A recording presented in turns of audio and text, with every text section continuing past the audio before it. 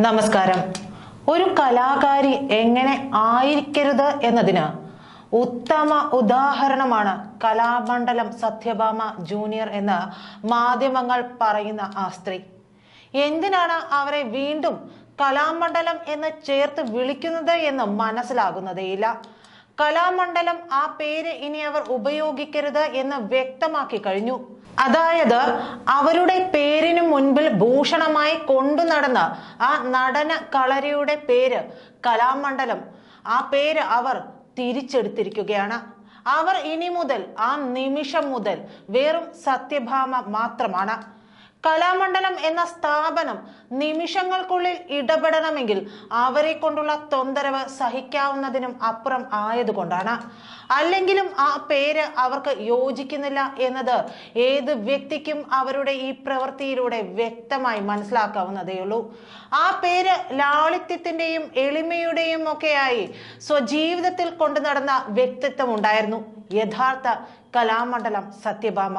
അക്ഷരാർത്ഥത്തിൽ ഈ സത്യഭാമ എന്ന വിഷവസ്തു ആ വ്യക്തിത്വത്തെ കണ്ടുപഠിക്കാൻ അല്പമെങ്കിലും ശ്രമിച്ചിരുന്നെങ്കിൽ എന്ന് നമുക്കൊക്കെ ആശിക്കാം.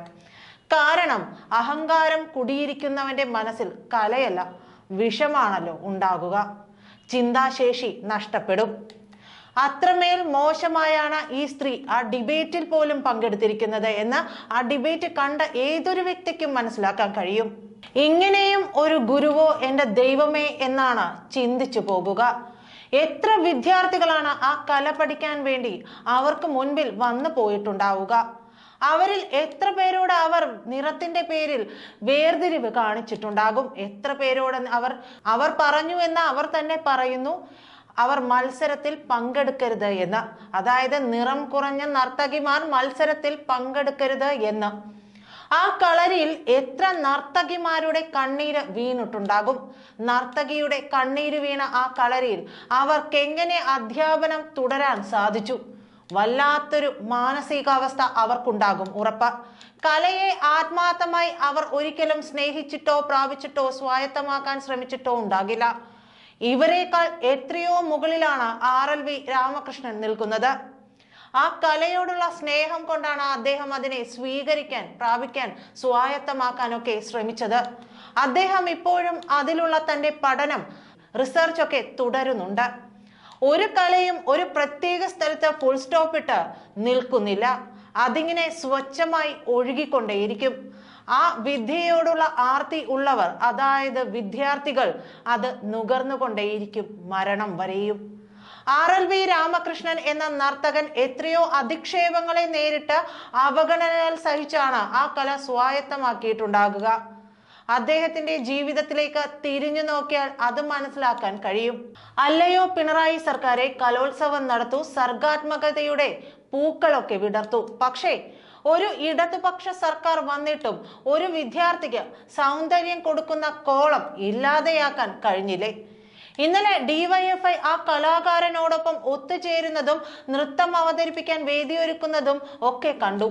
നല്ലതു തന്നെ. പക്ഷെ നിങ്ങളുടെ ആ ചാവേറുകൾക്ക് കലോത്സവത്തിൽ പങ്കെടുക്കുന്ന വിദ്യാർത്ഥികൾ കറുത്തതോ വെളുത്തതോ എന്നടയാളപ്പെടുത്തുന്ന കോളം ഇല്ലാതെയാക്കാൻ ഒത്തുകൂടാൻ ധൈര്യമുണ്ടോ? അങ്ങനെയുള്ള നല്ല നിലപാടുകൾ DYFIയുടെയും SFIയുടെയും ഭാഗത്ത് നിന്നുണ്ടാകട്ടെ.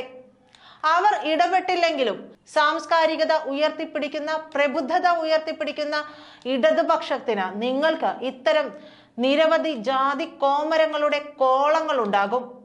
സമൂഹത്തിലാകമാനം അതെടുത്തു മാറ്റാൻ ആർജവമുണ്ടോ? തിരുവനന്തപുരം സ്വദേശിയായ സത്യഭാമ അറിയപ്പെടുന്ന CPM കാരിയായിരുന്നു എന്നതാണ് യാഥാർത്ഥ്യം. സാംസ്കാരിക വകുപ്പിന്റെ കീഴിലുള്ള തിരുവനന്തപുരത്തെ വയലോപ്പള്ളി സംസ്കൃതി ഭവനിൽ നടന്നുകൊണ്ടിരിക്കുന്ന ചിലങ്ക നൃത്തോത്സവത്തിന്റെ ഉദ്ഘാടകരിൽ ഒരാൾ സത്യഭാമയായിരുന്നു. CPM അനുകൂലിയായ അശ്വമേധം GS പ്രദീപാണ് സ്ഥാപനത്തിന്റെ ചുമതലക്കാരൻ. മന്ത്രി സജി ചെറിയാൻ പങ്കെടുക്കേണ്ട പരിപാടിയിൽ അദ്ദേഹം വരാതിരുന്നതിനാൽ നിലവിളക്ക് തെളിയിച്ചത് ഈ കലാമണ്ഡലം സത്യഭാമ. അപ്പോൾ നിങ്ങളുടെ സ്വന്തം ആളാണ് ഈ സത്യഭാമ. വിവരദോഷം എവിടെ നിന്ന് വന്നെന്ന് ഇനി പ്രത്യേകം എടുത്തു പറയേണ്ട ആവശ്യമില്ല. അതുകൊണ്ട് CM ഇടപെടണം, സത്യഭാമയുടെ നാക്കൊതുക്കണം. മറ്റൊന്നും കൊണ്ടല്ല, ഇനിയെങ്കിലും ഇത്തരം പൂണ്ടുവിളയാട്ടങ്ങൾ നടത്താതിരിക്കാൻ. ഇഷ്ടക്കാർ പറഞ്ഞാൽ എന്തും ചെയ്യുന്ന സ്വഭാവം നിങ്ങൾക്കുണ്ടല്ലോ. അങ്ങനെ ചെയ്യുമ്പോൾ ഇത്ര വിവരദോഷികളാണോ എന്നൊരു പഠനം നടത്തുന്നതും നന്നായിരിക്കും. നന്ദി.